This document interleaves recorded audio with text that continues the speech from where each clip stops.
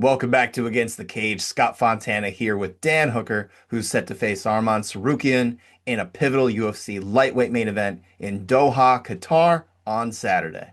So Dan, listen, we spoke back in February when you were just a few weeks out from fighting Justin Gaethje, and then like half a day later, you let the world know that you'd busted your paw and you had to be removed from the fight. I didn't notice it while we were speaking, but when I went back and watched our chat, I did see how swollen your left hand was. Do you recall kind of that media day as you were doing that, and maybe kind of how concerned maybe you were or weren't about the hand? There were some questions. I had some questions in the back of my head, but as a fighter, until I have stone cold evidence, I actually I went and got an X-ray after I did my interviews. I didn't obviously. Oh, I'm sitting there doing my interviews, just telling myself, "No, no, it's fine. It's fine. I'm gonna have it checked out, and she's gonna be all clear, and we're gonna be away laughing." But I went to I did my interviews and then I went into the X-ray place and had one look at it. And my bones, buddy, she was way off. She was way off. So I had it confirmed not shortly after my interviews. So it was a bit of a letdown. Of course, of course. And I see your hands moving much clearer now. They don't look swollen. That's good to see. Yes, you did that. You did that exact thing when we spoke. And this hand was just ballooned up. Now they look nice and even. So that's good to see, Dan. I like Thank that. you. Oh, of course, of course. Now, look, I understand, your road to recovery too from this hand. It was a little complicated. Was this process more challenging, this recovery for you than previous injuries? Nah, more of the same. I think I had back-to-back surgeries on my arm. It's just how it goes sometimes. You know what I mean?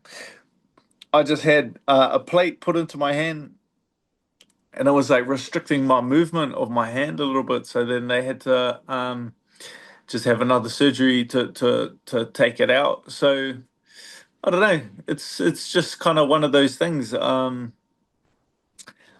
Like I kind of say, if you're going to be an MMA fighter, there's 100% chance of injury at some stage of your career. It's not. There's no fighter that gets in and out of the sport without facing some sort of serious injury during their career. So it's just part and parcel of the sport. So it's while I was out, I just kind of focused on other things and got into running my own little fight show and stuff like that. So Yes, yes. I definitely managed to stay busy. The 1 minute fights are wild. It's it's quite a thing. Yeah. But I did want to ask you too, as far as you said you had the second surgery to kind of help with the movement. How successful was that? Do you feel like you're back to where you should be? Yeah, 100%. No, no, we're good to go. Um, yeah, everything's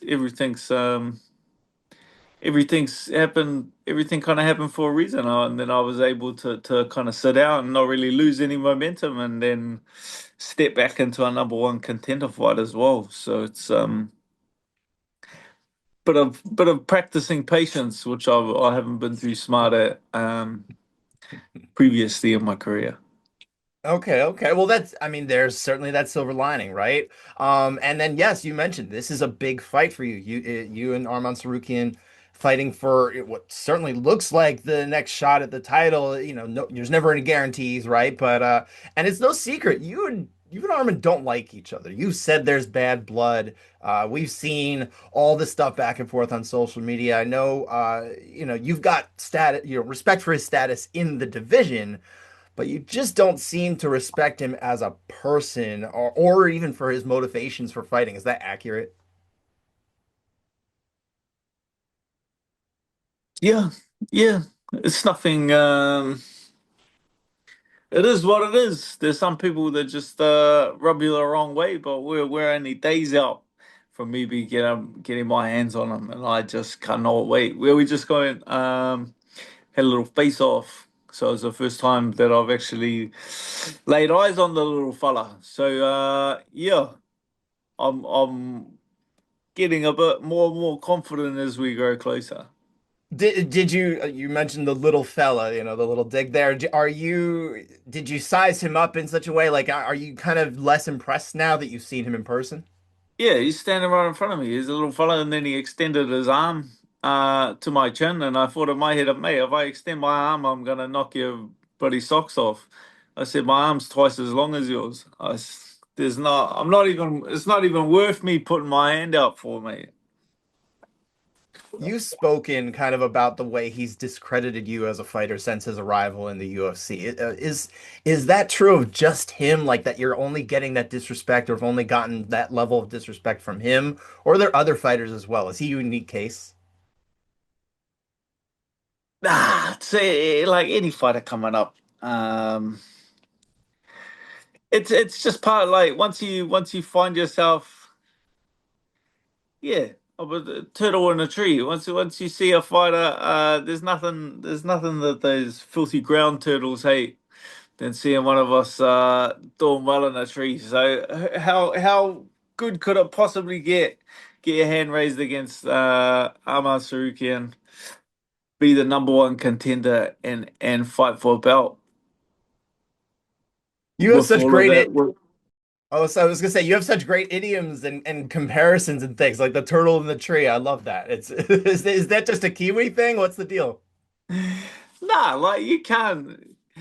We all have flaws. Every fighter in this, I've done this sport my entire adult life has been spent fighting. We all have flaws. We all have the same amount of hours in the day. We can only put into so many things. Like every fighter has their flaws. Every fighter has the things they're good at, and they're good, they're bad at. We know the young fighters can come in and they haven't shown their holes yet because they haven't been doing it long enough. Um, so they get in and they get held confident for a bit, and then once they do start showing their flaws, but an experienced fighter knows that we all have weaknesses and we all have holes in our game. So it's just funny to me that we're all sitting around going, "He's shit, he's shit, no, he's shit, he's shit." Like I'm sitting there going, "Oh, so we're just all shit. We're just in the ultimate shit fighting championships." Like. It amuses me. It's funny to me that we all just sit around just calling the other one shit.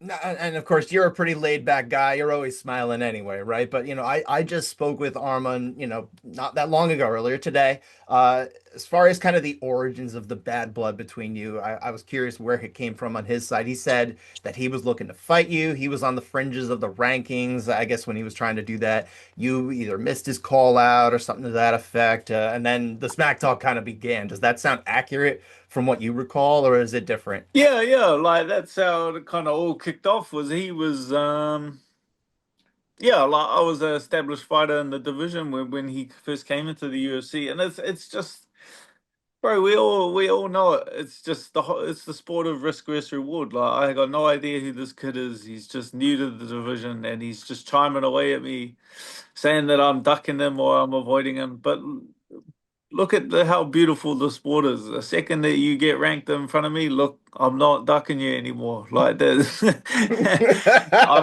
I'm actively chasing you down because it's a sport of risk versus reward. Like no, everyone's ducked and avoided until they get the title, and then all of a sudden everyone wants to call them out. That's just the sport. It's not that everyone's avoiding you. It's just you have nothing. You have nothing I want at that stage.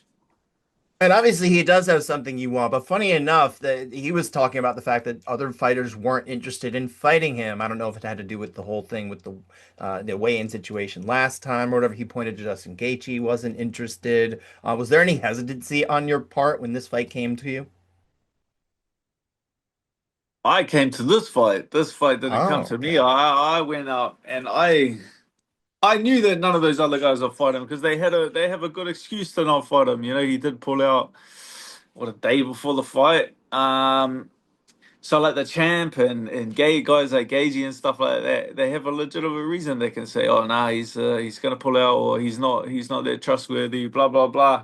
I knew that I'd be the only one that wanted to step in there with him and take that risk. They have a good excuse to not fight him, but he is the best fighter. and I feel like they are using that as an excuse to avoid him. So I just knew that I could skip the queue, um, because I'm the only one with any balls. There you go. There you go. Nice and smart. I like that. You've been you like to make digs at him and his family's finances and that kind of thing. You call him this lippy little rich kid. I saw that on Ariel Hawani. You I don't brought this up remember half several the shit. times, So right? Yeah, yeah. Obviously, he's got some resources, right? You like to point out, you just go down the road to City Kickboxing, you get in the gym and you train, right? Of course, your highly respected gym. How do you feel kind of respective to your different economic backgrounds that maybe it shaped you as a fighter versus him?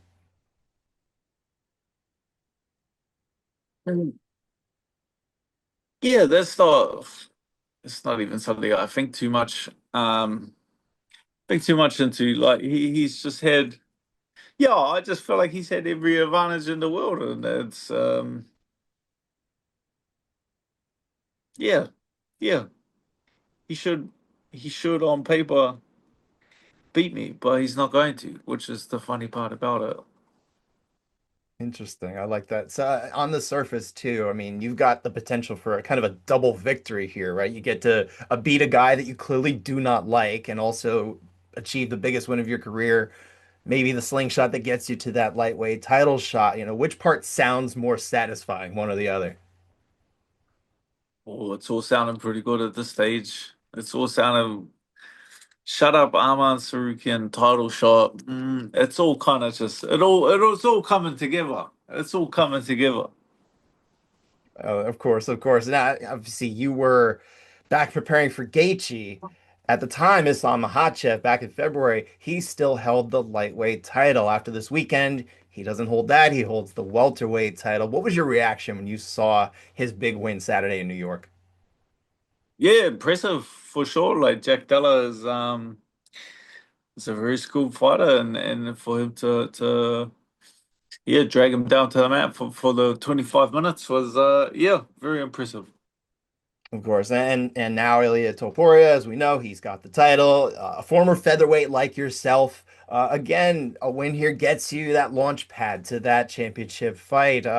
When we spoke in February, you were not very interested in fighting Topuria. He had only been a featherweight at that point. He was not the champion even of his own division at that point.